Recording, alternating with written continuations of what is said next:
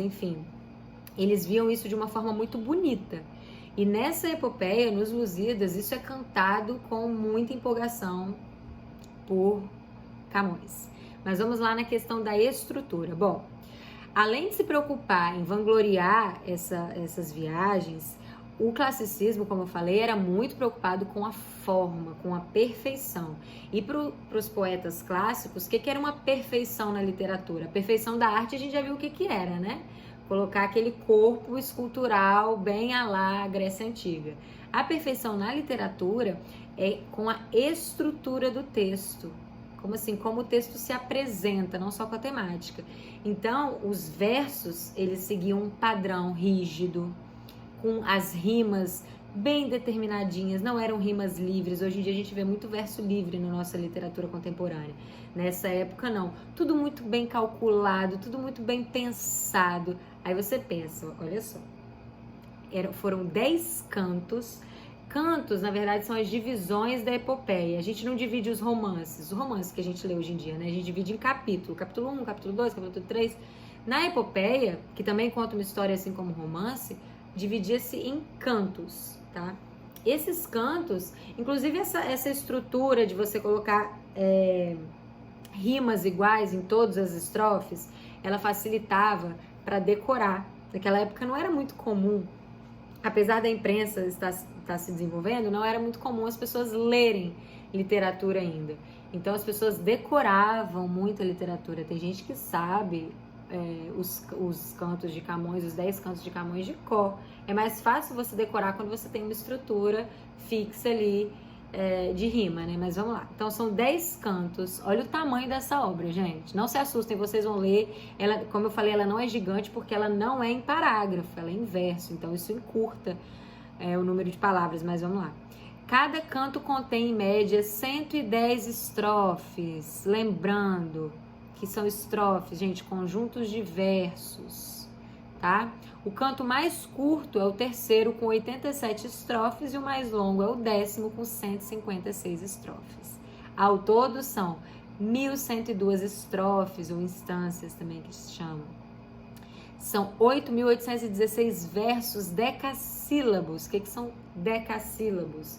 Que tem 10 sílabas poéticas. A gente ainda vai aprender como escalonar um poema. O que é escalonar um poema? É dividir o poema em sílabas, mas as sílabas dos poemas, elas não seguem a mesma lógica da sílaba gramatical que vocês aprenderam lá no início da educação infantil, não. É um outro tipo de sílaba que dá o ritmo para o poema. A gente ainda vai ver isso durante esse ano.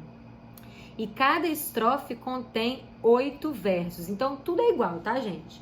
Todos os versos do poema têm 10 sílabas. Toda estrofe tem 8 versos. E todas as estrofes seguem uma mesma lógica de rima.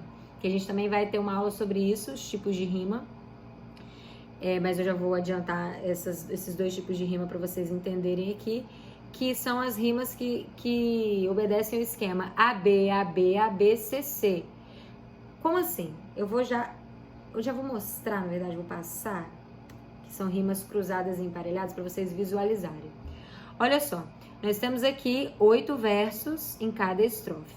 O primeiro verso, ele rima com o terceiro verso. Então, ele tem uma finalização aqui outra, aqui uma igual à primeira. A gente chama esse tipo de rima, quando tem no meio uma que corta, a gente chama de rimas cruzadas, né? Você está cruzando, ou alternadas também.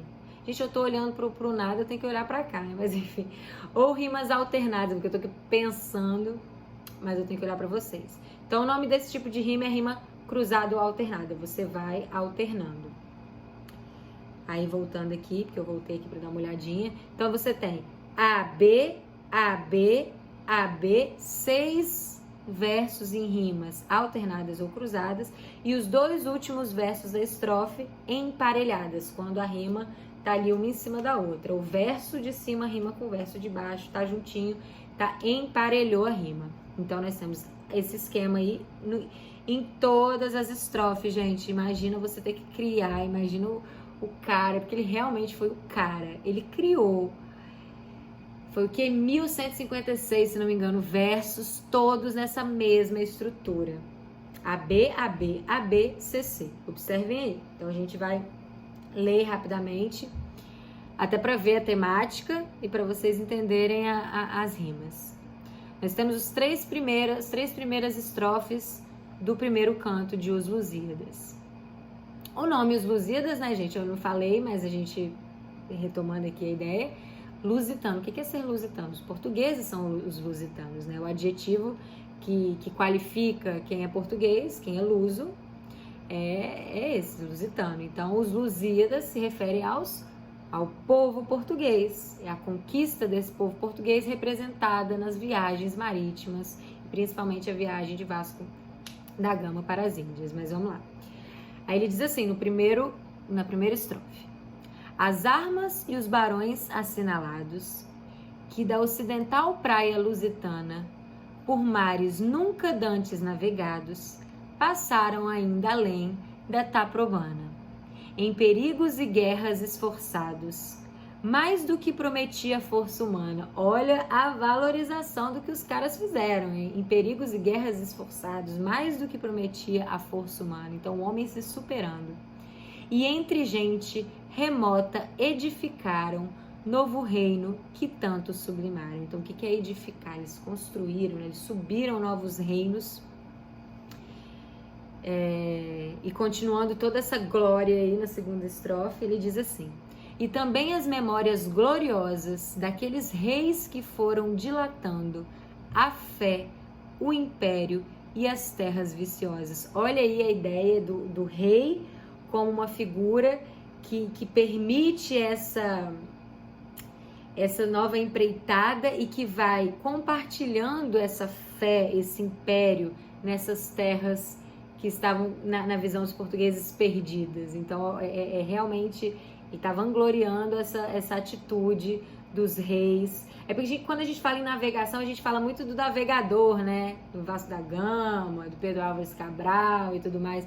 Mas por trás desses navegadores, quem bancava essas atividades eram os reis, tá? Então, a figura do rei era muito importante nessa época e era muito valorizada também. De África e de Ásia andaram devastando, e aqueles que por obras valerosas se vão da lei da morte libertando. Cantando espalharei por toda parte, se a tanto me ajudar o engenho e a arte. Então ele diz que ele vai cantar e vai espalhar esse grande feito português. Cessem do sábio grego e do troiano. Aí olha a referência à antiguidade grega, porque apesar de falar de uma temática cristã, né, como que a fé cristã foi sendo levada pelos portugueses, existe muito forte a inspiração na mitologia. Então tem muito elemento mitológico, inclusive contando a viagem de Vasco, contando assim com histórias místicas, mitológicas, né? Como se existe aí uma ficção também muito forte de figuras, de monstros marítimos e tudo mais, muito parecido com as epopeias da antiguidade clássica. Então ele diz assim: cessem do sábio grego e do troiano as navegações grandes que fizeram, cale-se de Alexandro e de Trajano ou Trajano a fama das vitórias que tiveram, que eu canto o peito ilustre lusitano, a quem Netuno e Marte obedeceram. Aí, figuras mitológicas. Cesse tudo que a musa antiga canta, que outro valor mais alto se alevanta. E além de tudo, de se inspirar nas musas antigas, ele ainda diz que ele cessar, findar, né? Ele diz assim que se cesse tudo que as musas antigas cantaram, porque o que ele vai cantar agora é ainda mais glorioso do que as musas cantaram na antiguidade clássica. Então, realmente, ele coloca assim, essa empresa portuguesa no auge, assim,